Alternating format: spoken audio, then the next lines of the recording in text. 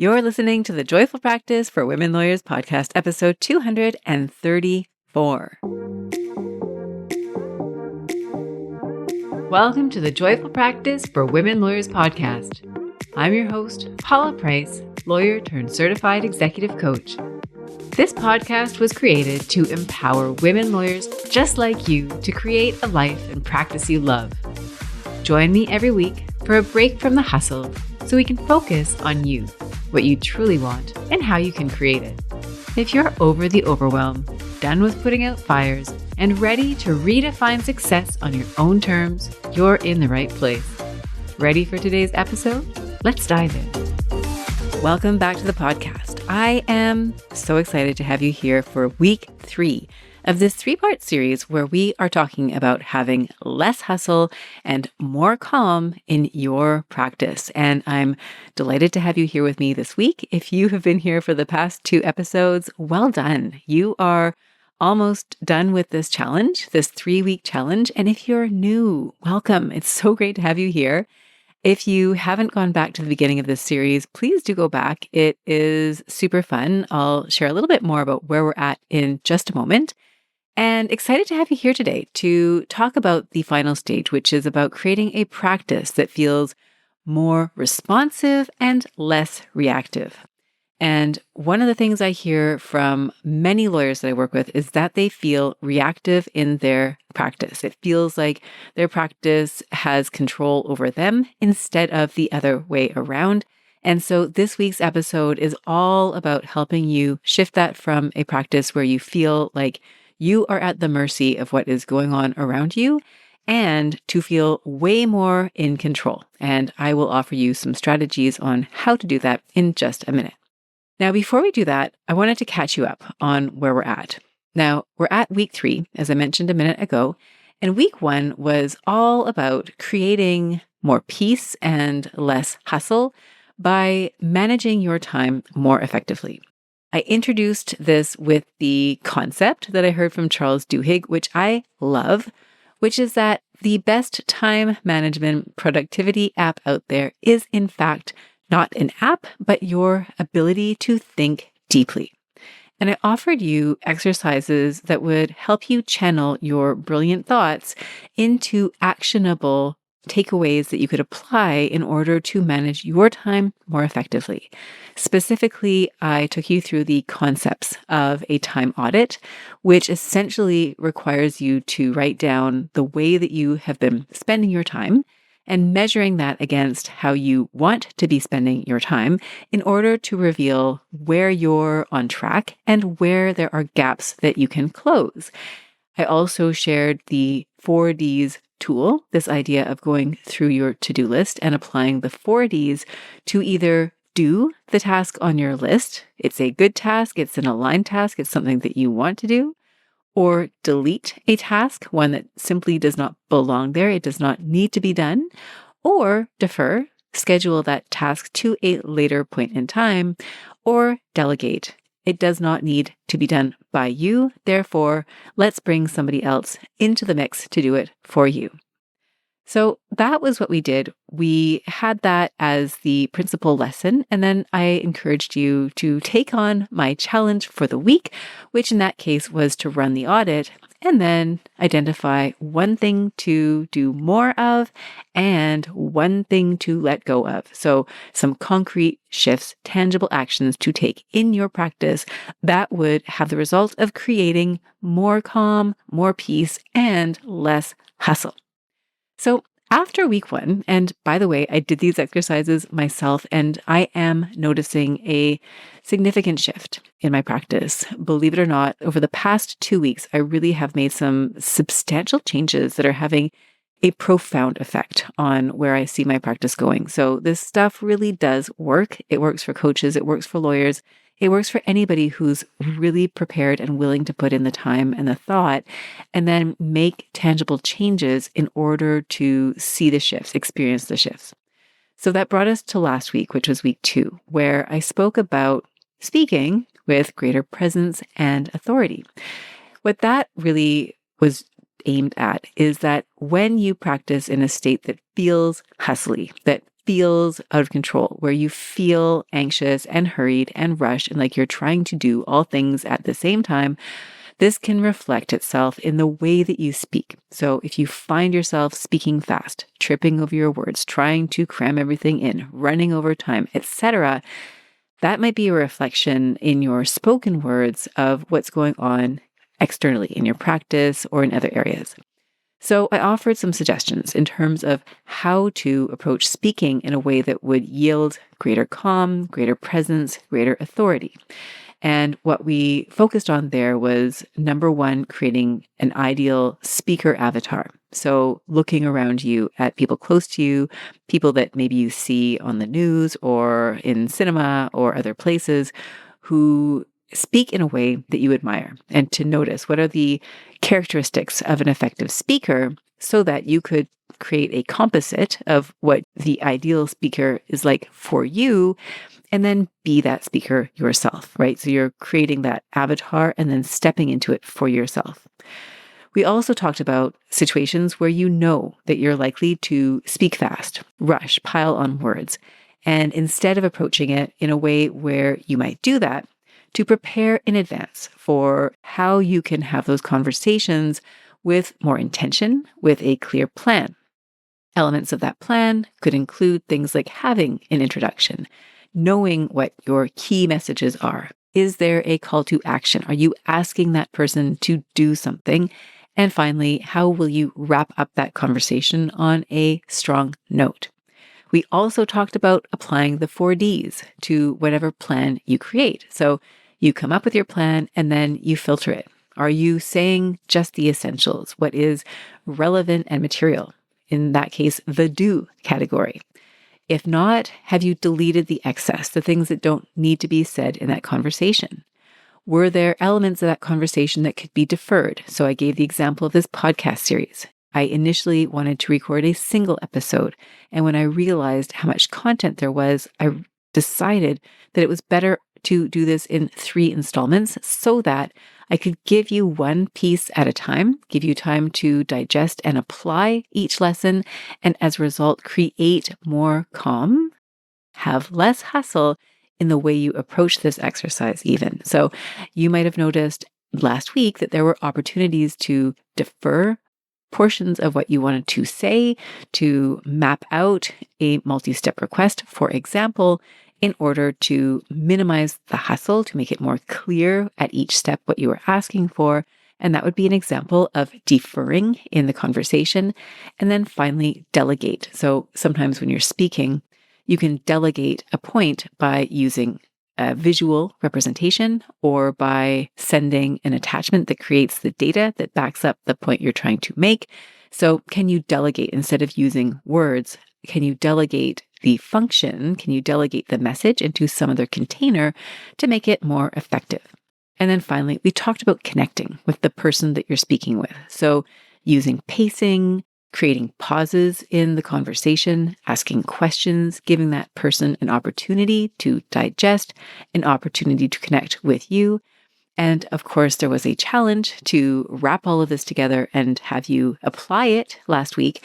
And so the invitation was to identify a situation where you would be speaking, where you might normally tend to rush. And so I hope you had the chance to identify that situation and then, instead of go through a default approach where maybe that conversation did end up rushed, you instead chose to follow these steps or some of these steps to create a conversation that was more smooth, more fluid, where you felt like you conveyed more authority, where you had a stronger presence. And if you did that, I'm thrilled. I would love to hear from you. And if you don't share that with me, that's fine. Share it with yourself. Think about what that conversation was like for you, the impact that it had on you, on the person that you spoke with. Now, I mentioned again that I am doing the homework alongside with you. So we're in this together. This is not me saying, do this, and then not walking the walk as well as talking the talk. So I did talk the talk last week, and I really brought intention to conversations that I was involved in. Now, I mentioned in the episode, if you noticed, it was pretty subtle, that I had already started implementing at the time of recording last week's podcast. So I had spoken up in a group coaching container that I just joined for the purpose of creating systems and more structure in my coaching practice. And so I spoke up at the first meeting, and I noticed there were things that I did well. I came prepared, I engaged, I volunteered, I made a relevant point. I also noticed that there was room for improvement. I think I could have used more succinct examples. I probably could have said fewer words and still communicated my point. And I did introduce a separate topic. I was giving feedback on something unrelated to the direct topic. Next time, I could probably leave that out. I didn't need to do that. Now, in other areas, yes, I've absolutely been applying this, specifically in coaching conversations with clients.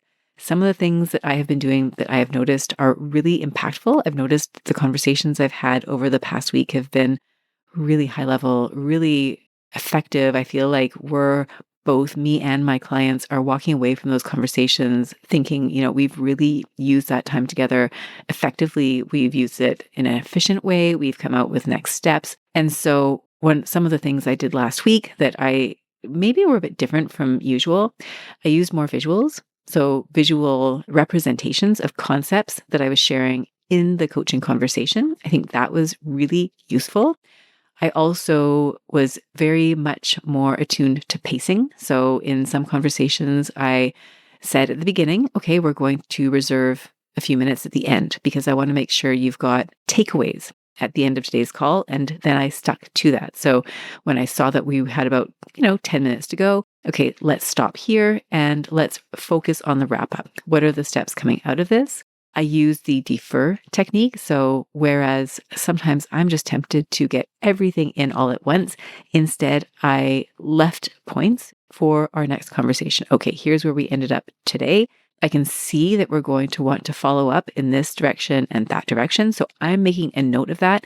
And next time when we reconvene, I've got those notes ready and we can pick up where we left off. So those were examples where I noticed that I was coming across with more authority, with more presence and more direction in my coaching conversations. And that had a material impact on the outcome. I feel very good about that.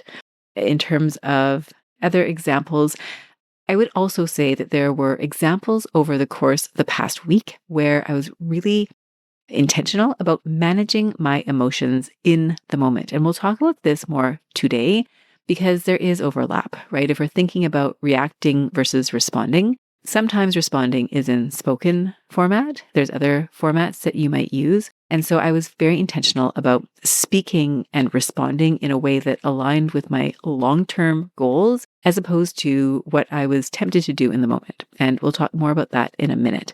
Areas for improvement, as I mentioned before, I would say that my tendency is probably to use more examples than are necessary. And so going forward, my goal is to use fewer examples and use better examples so that I'm not offering up 5 different ways of looking at this. 1 or 2 is probably enough. I can pick the best ones. So that was one thing that I noticed.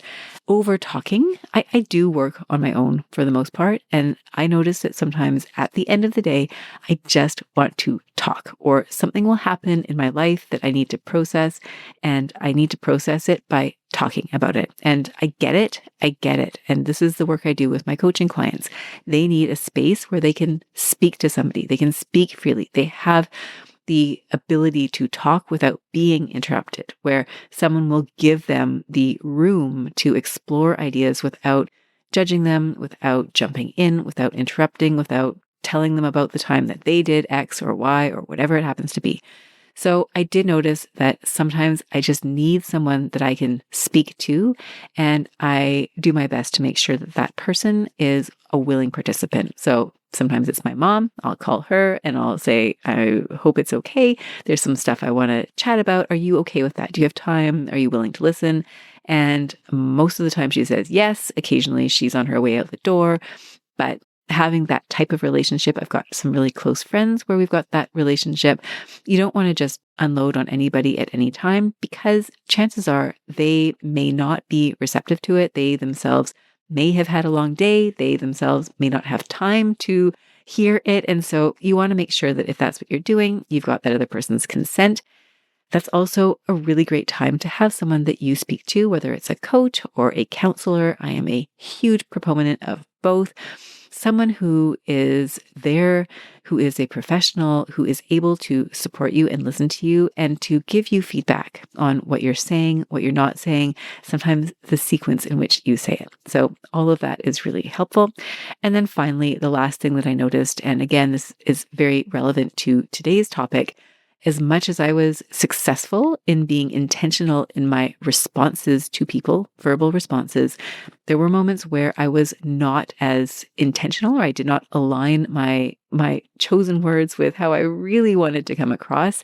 And so part of today's exercise is focused on how to do that better, right? Instead of, sometimes I would respond in a way that was more flippant or not as calm as I would like. And so that, I'm sure, happens to all of us. We are all human.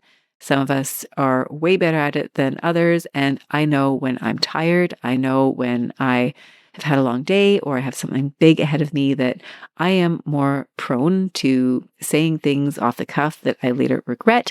Maybe the same is true for you. And if that's the case, then it's great that you're here, because that's what we're focusing on today. So week 3 is the final installment of how to create more calm, more peace. And so here, what we're going to talk about is being responsive versus reactive.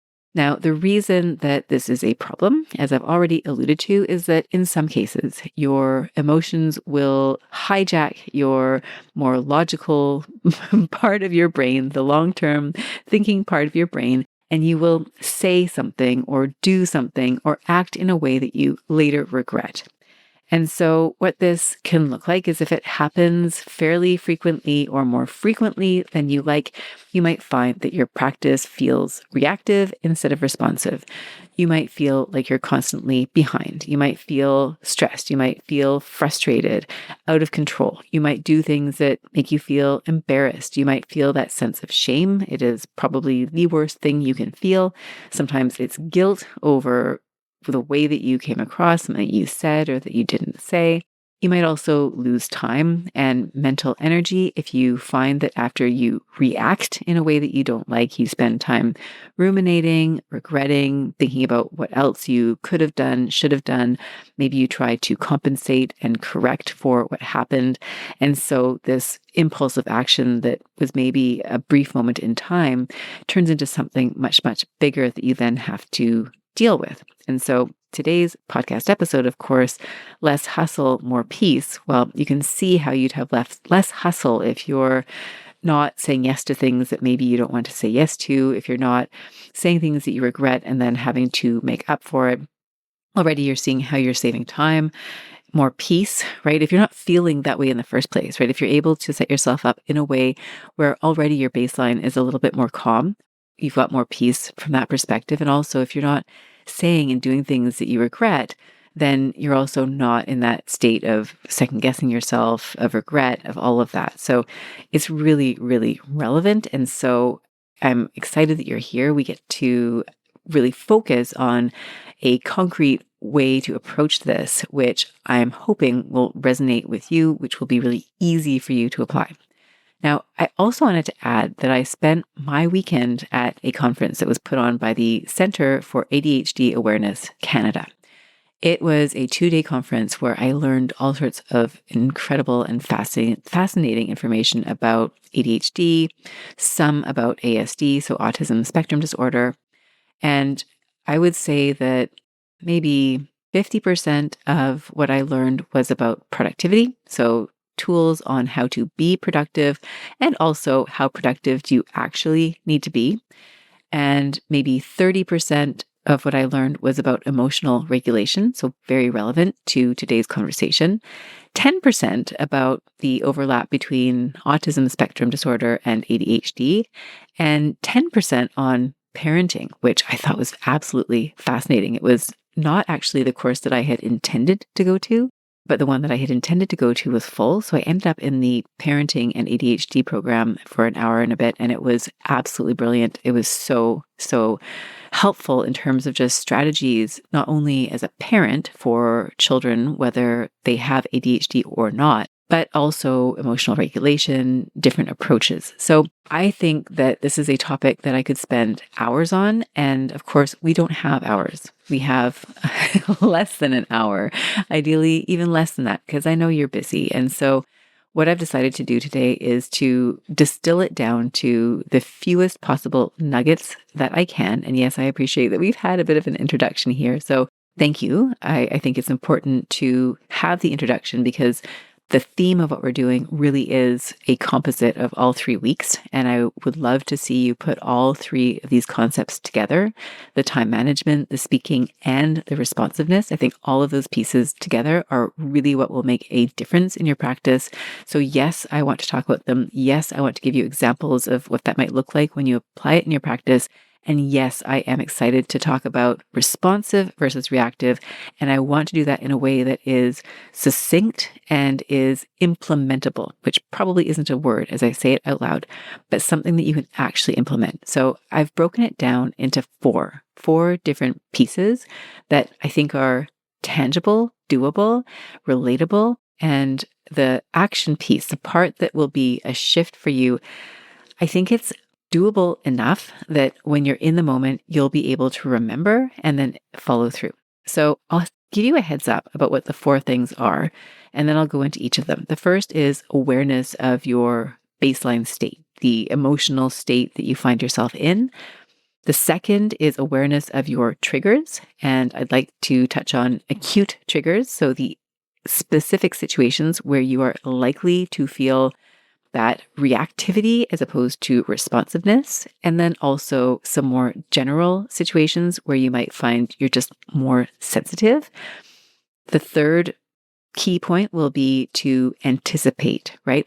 Anticipate what you would normally do and prepare yourself for a different response. So I'll give you a step-by-step approach for this. This is where I'm giving you one single tool in the hope that one single tool will be effective and useful and that you will implement. And then finally, that 4th piece is general self-care, how to care for yourself before a triggering event, during and after, and some grounding strategies. And of course, the idea there is how do you bring yourself to that place of calm, right? If you feel yourself in that reactive state, how do you bring yourself to a place of peace and calm so that you can be more responsive? So with that, let's dive in, starting with the first one, awareness of your state. Now, if we step back for a minute and think about what being reactive is versus being responsive, as I mentioned a few minutes ago, it's when your emotions hijack the situation and you end up doing something that you do not really, truly want to do. Now, in the moment when you do it, you probably think it's a great idea. I'm angry and this person is a jerk and I never want to see them again. And so I'm just going to say this thing. I'm going to get it off my chest. I'm going to feel so much better. But maybe that person is somebody who is in your life very much all of the time, right? Maybe it's a child, a partner, a boss, a colleague, a client. I mean, depending on the situation, that person may be somebody that in the moment you really don't want to have around, but in the big picture, you really do want to have around. So what you might find is that there's this disconnect between your broader, bigger picture goals and how you feel and act in the moment. And that's the problem with reactivity, right? You're doing something that serves a short-term need, but it's failing to take into account that long-term effect. And when we can bring ourselves to a position where we're able to stop getting stuck in the trees and see the forest and say, okay, the forest tells me I actually want to do this other thing, that's how we can be responsive. That's what we're aiming for. So that's what I want you to be thinking about today is how do you align your short-term actions with your long-term goals, even when your emotions are pulling you in a different direction? So there are a number of different ways that you might think about this. And this is where being at the conference this weekend really reminded me of all the different approaches to basically what amounts to this very sort of situational problem, which is how do you not react in the moment and instead respond in the moment? So a few different frameworks that I've heard to talk about this concept or something similar.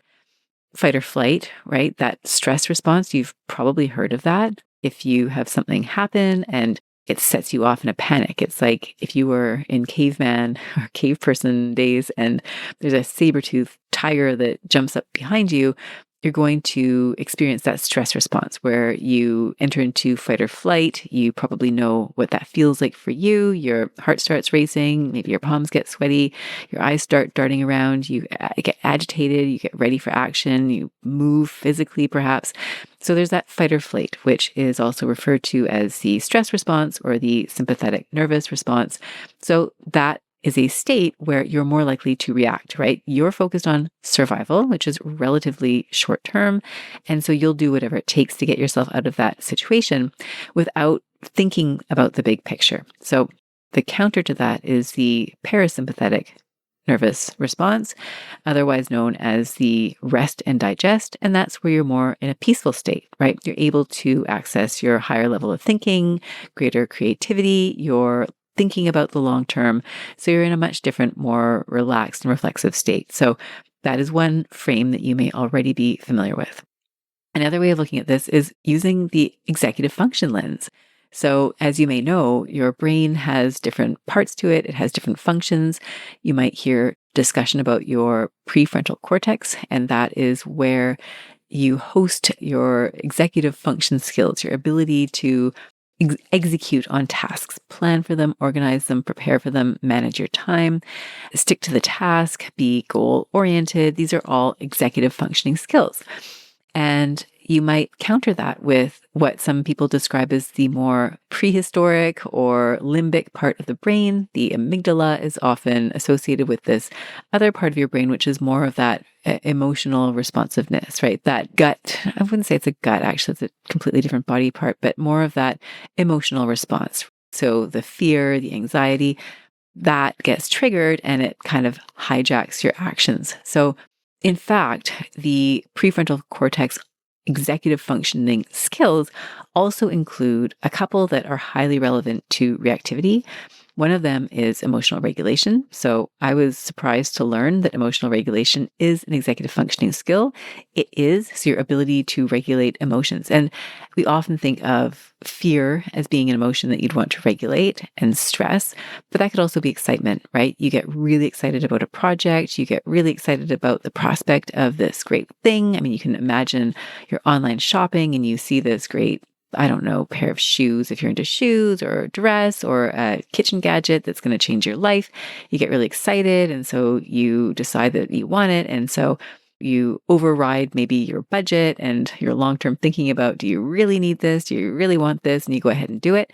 So that's in part driven by emotional regulation and also impulsivity. So impulse control is another executive function. So you can see how this would show up in a situation where your emotions are triggered, your impulsivity might kick in. And again, this can be a regulation and executive function situation where if you're not strong in impulse control, you might find yourself doing and saying things that you later regret. So we've talked about fight or flight. We've talked about your executive function.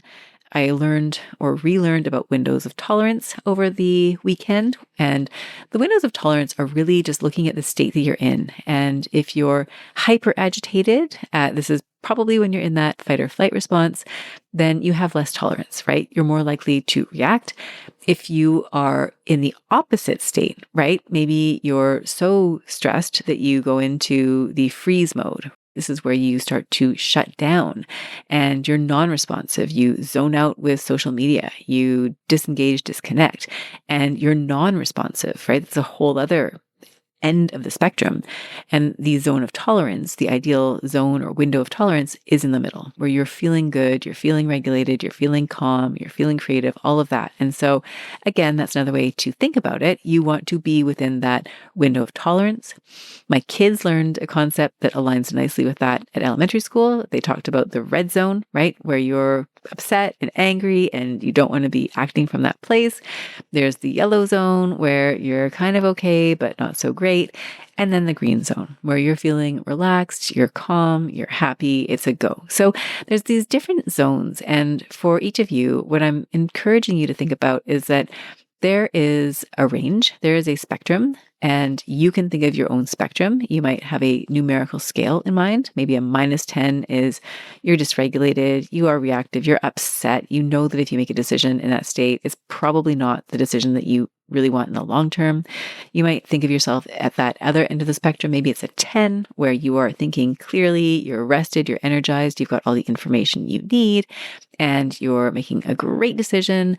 Or maybe there's, the opposite, right? Where you're super excited, you're only seeing the good, you're feeling impulsive, you're saying yes. Maybe that's a +10, right? Maybe you've got a +10, a -10, and then in the middle is where you're regulated. That's where the inner sage, the inner wisdom, the inner mentor is speaking to you and giving you instructions, directions that align your goals with your actions. And so I would love for you to think about that for you. So what state are you in currently? What state do you find yourself when you are getting reactive? And how do you bring yourself to that middle zone, to that grounded place where you feel good about making decisions? Now, the last thing I wanted to mention here is neuroplasticity. And this is the idea that what you do repeatedly becomes a habit. And so your habit might be one of agitation, of reactivity.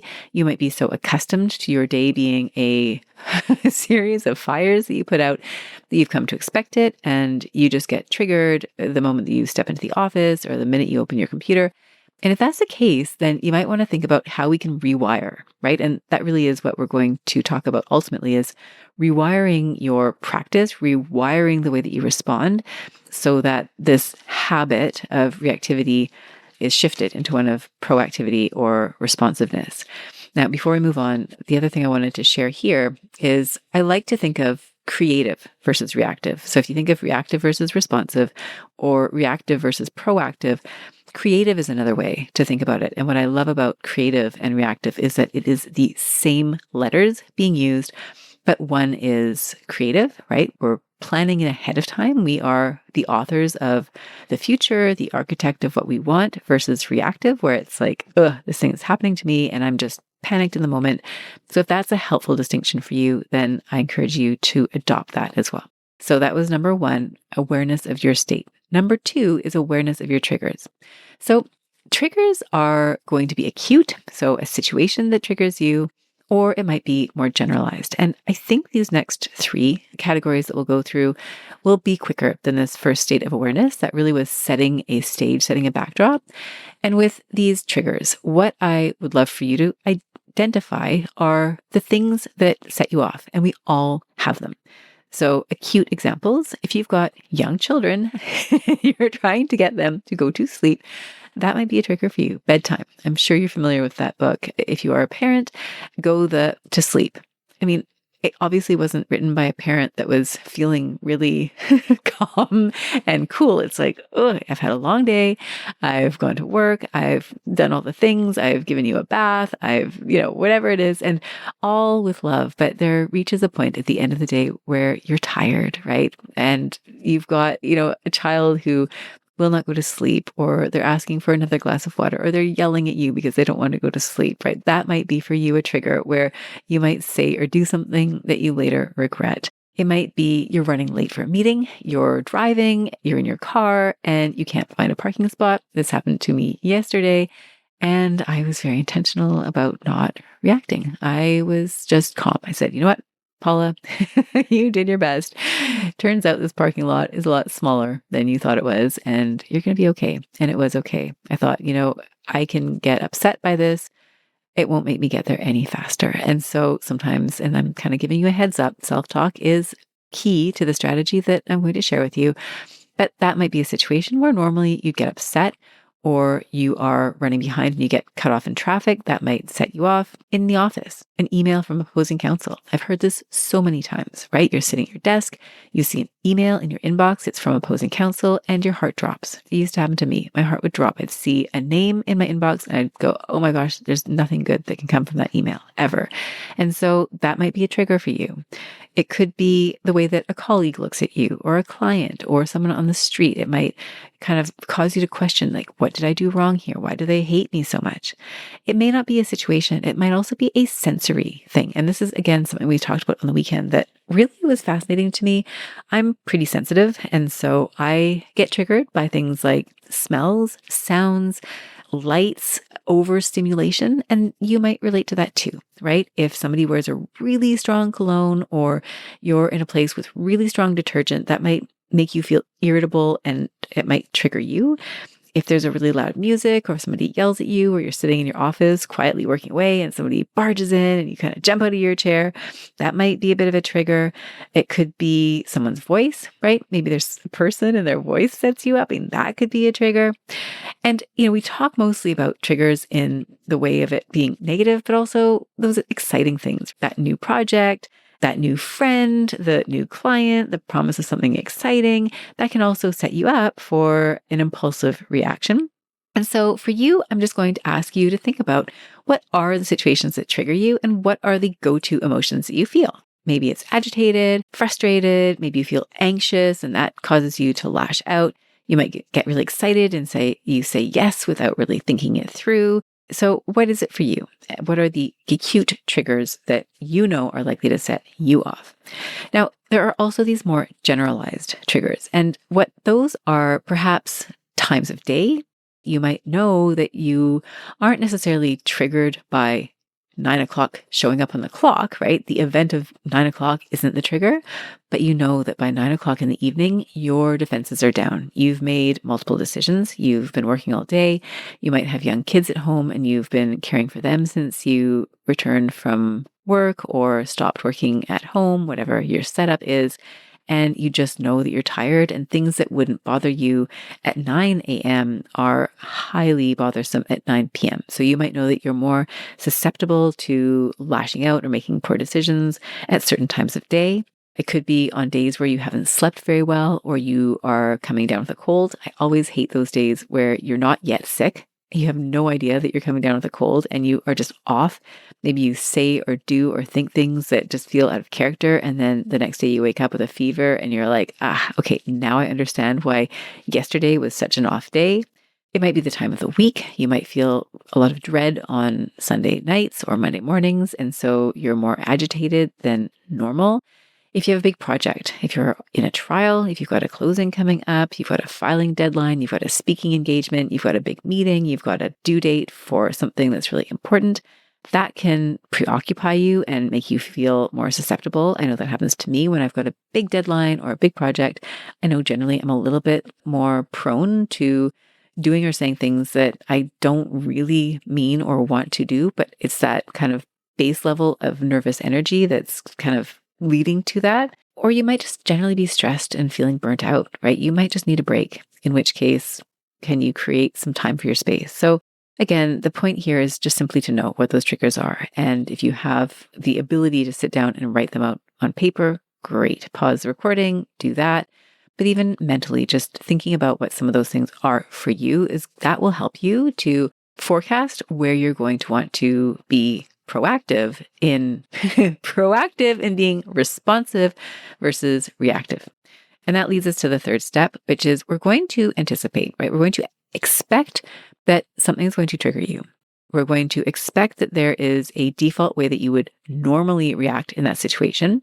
And then we're going to create a different role, a different protocol, a different response that you are actually going to do in the moment.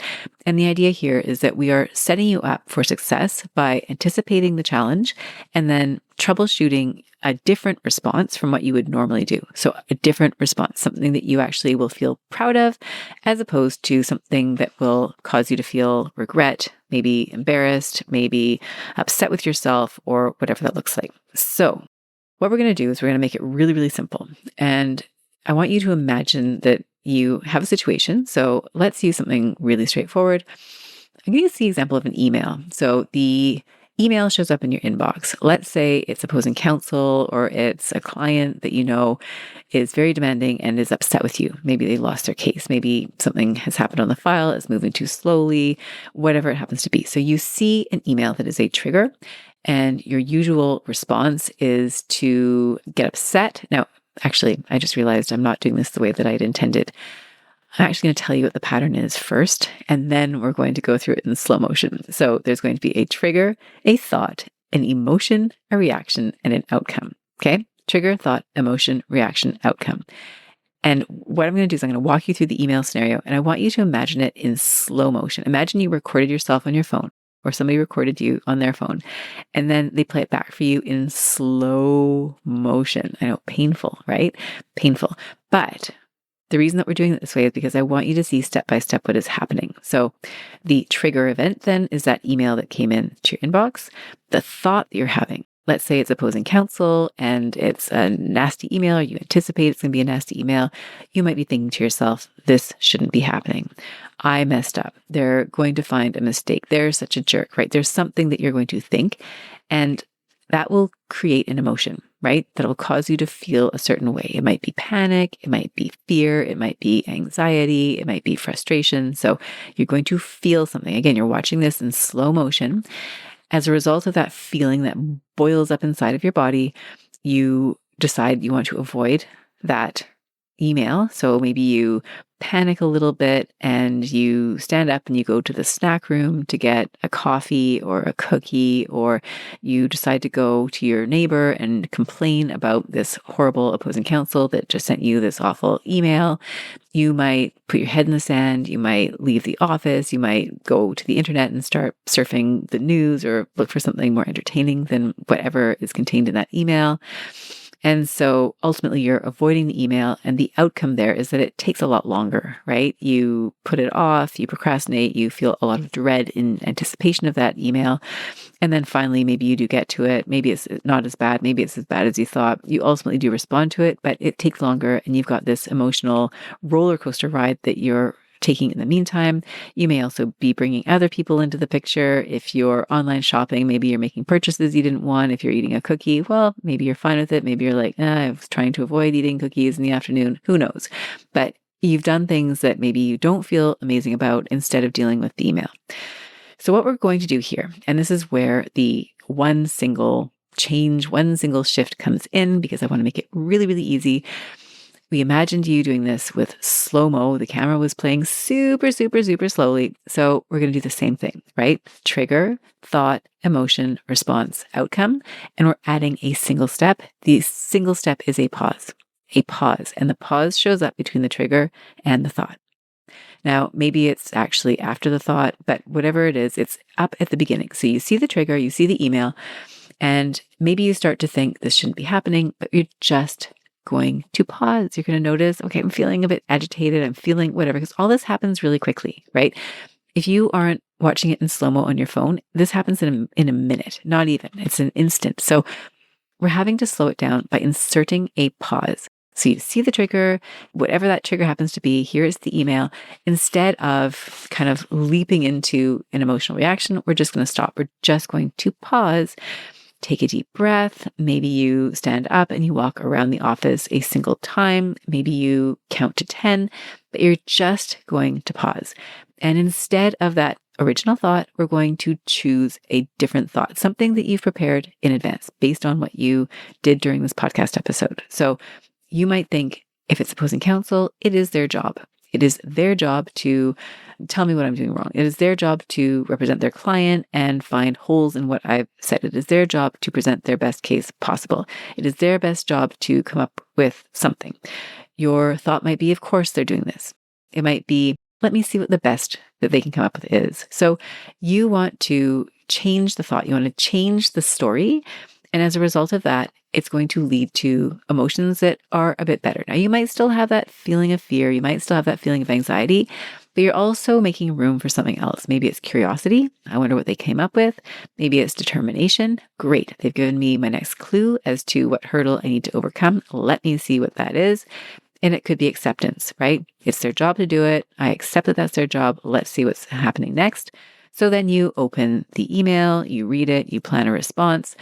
Your outcome is that you waste less time, I'm hoping, and that hopefully if you are still on an emotional roller coaster, it's a little less bumpy. So that is the process.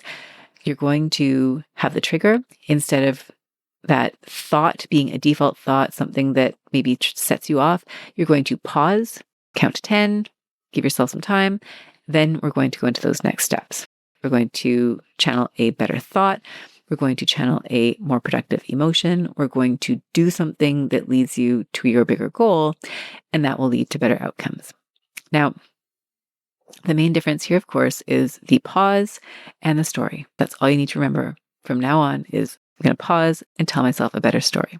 So other examples, let's say you've got a toddler at home and little Johnny is throwing peas on the floor and it's 7 o'clock at night and you're tired and you don't want to clean up the peas. Instead of saying, Johnny, don't throw the peas on the floor, maybe it's, okay, of course, Johnny's throwing peas on the floor. It's normal. Like, that's what toddlers do. Or you've got a teenager and your teenager calls you a Karen. And I apologize to all of the Karens out there. I think it's such an awful expression. My son, every once in a while, calls me a Karen, and it's so confusing on so many levels, especially because I'm usually not doing anything that I think is associated with this idea of, and again, I apologize to all the Karens. So, my response to that is, okay, maybe it's kind of funny that he is using this expression when, I'm not doing anything that is inappropriate, or he's a teenager, that is his job. If you're running late for a meeting, it might be, I'm running late and that's okay. It might be telling yourself something like, I don't have to make this a big deal. Or if you're familiar with Mel Robbins' work, let them. Or another final idea here is to have a mantra, to respond versus react, or relationships over routine, or progress over perfection. So something you can tell yourself on repeat so that when you're in those moments and you're tempted to react, instead you're able to respond. So that brings us to the last step, which is the care for yourself. And I've got a few suggestions here, and we just want to think about it in stages. So the first stage is caring for yourself in advance. We talked about those general situations where you're likely to be triggered if you don't have enough sleep, if you haven't been caring for yourself. So let's do those things. Sleep more if you can. Eat well, get moving outside, have time with your friends, and anticipate challenges ahead of time. If you know you're setting up or stepping into a difficult situation, then anticipate it, anticipate what could happen and what you want to happen. Again, build in the pause, build in the new thought. You want to care for yourself during an event, right? If you're sitting in conversation with a client who is really upset and you're having a hard time, that is okay. Tell yourself this is okay. This is normal. People get upset. You'd probably be upset if you were in their shoes. It doesn't mean that anything's gone wrong. It doesn't mean that you're a bad lawyer. Do what you can to breathe. If you can, maybe count to 10. I learned a really cool technique. It's called the butterfly technique. You can probably look it up on the internet, where basically you cross your arms, and what you'll find is that you have your fingers over each side of your upper arm, and then you just sort of pat yourself one set of fingers at a time. It's called the butterfly technique. I did that yesterday. It actually is kind of soothing. And if you do have time, use ChatGPT. If you can have a side conversation, it'll just slow you down. Maybe ChatGPT will have something good to say, but slow it down. Be kind to yourself in the moment. And then afterwards, have grounding techniques in your back pocket. One that I really like is the 5, 4, 3, 2, 1. I like to do this if I'm out walking in nature. 5 things that you see, 4 things that you hear, 3 things you can smell, 2 things you can touch, 1 thing that you can taste. So you just want to bring yourself back into your senses. I really love that as a grounding technique. And self-talk.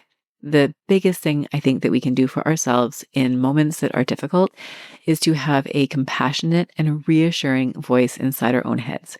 So I used to think that beating myself up was a really good way to do better. And since becoming a coach, I have been able to rewrite that script.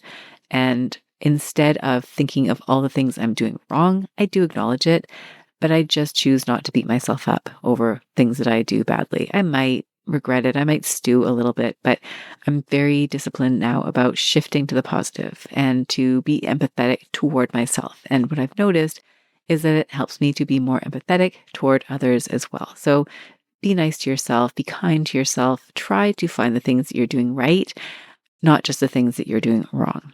And then finally, the last thing you can do for care in the aftermath of something like that is evaluate and move forward. What went well here? What didn't go so well? Is there anything that you would do differently next time? And if applicable, is there something that you can do in relation to what has happened to maybe fix it, to right something that you feel went wrong? So that's what I have to share with you today. The 4 strategies, the 4 key ingredients that we talked about today were number 1, awareness of the state that you're in. What zone are you in on a spectrum? Are you in a state where you feel really calm and regulated, or are you really angry or really excited? Where are you at? That's the first thing, is to monitor that. The second is to know your triggers. What are the acute situations where you are prone to acting out of alignment with your long-term goals based on an emotional reaction that you might have? So those can be things like an email that comes in. It might be an event that you know happens on a regular basis where you just get triggered. We also talked about those more general triggers. If you're tired, if you're feeling sick, what are those times of day, times of week where you know that you'll be more sensitive and maybe you want to proceed with extra caution. You want to be extra nice to yourself, maybe give yourself a little bit of extra pampering so that when those times come, you're more resilient, you're more able not to react. You can respond instead.